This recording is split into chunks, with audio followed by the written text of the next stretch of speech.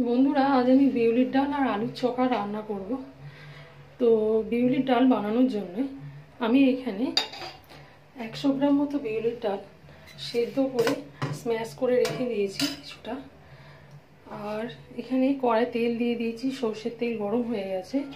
এখানে আমি ফোড়নে দেব অল্প একটু পরিমাণে হিং, দেব শুকনো লঙ্কা চেরা, আর দেবো কয়েকটা তেজপাতা।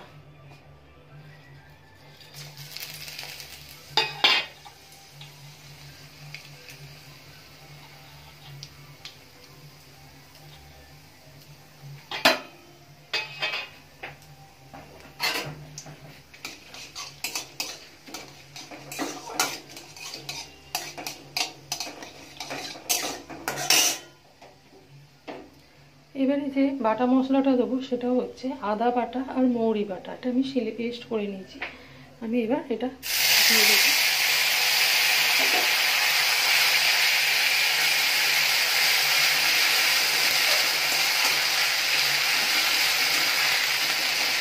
দিয়ে দেবো পরিমাণ মতো নুন আর হলুদ।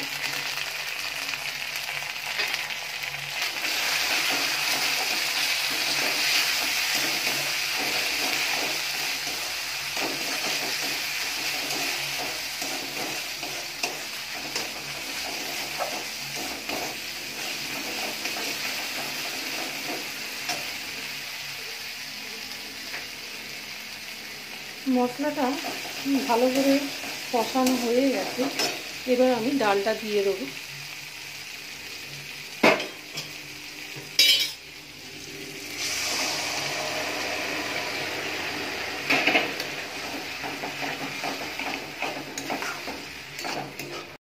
দিয়ে দেবো পরিমাণ মতো জল।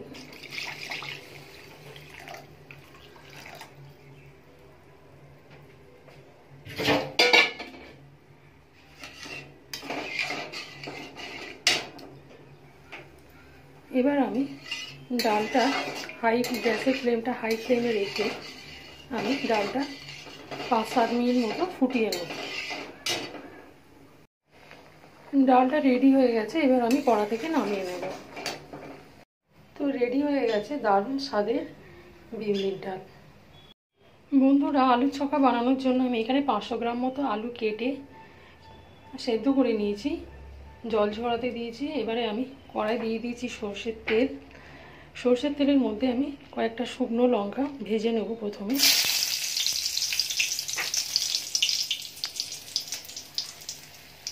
শুকনো লঙ্কাটা ভেজে আমি তুলে নিয়েছি। এরপরে আমি দিয়ে দেবো পেঁয়াজ কুচি। এখানে বড় মাপের দুটো পেঁয়াজ কেটে কুচিয়ে নিয়েছি। পেঁয়াজটা ভালো করে ভেজে নেব।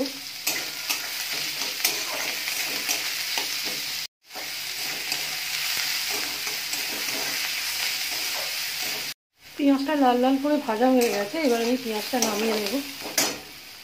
আমি এখানে শুকনো লঙ্কাটা স্ম্যাশ করে নিয়েছি। এবারে সব কিছু দিয়ে, পেঁয়াজ দিয়ে, আলু দিয়ে, লঙ্কা দিয়ে একসঙ্গে আমি আলুটা স্ম্যাশ করে নেব। তো রেডি হয়ে গেছে মজাদার স্বাদের আলুর চোখা। বন্ধুরা, মাছ মাংস যখন একঘেয়ে হয়ে যাবে, শাকসবজি যখন একঘেয়ে হয়ে যাবে, তখন এই রেসিপি দুটো বাড়িতে অবশ্যই ট্রাই করো। আশা করি ভালো লাগবে। তাহলে আজকের মতো এই পর্যন্তই বন্ধুরা, টাটা।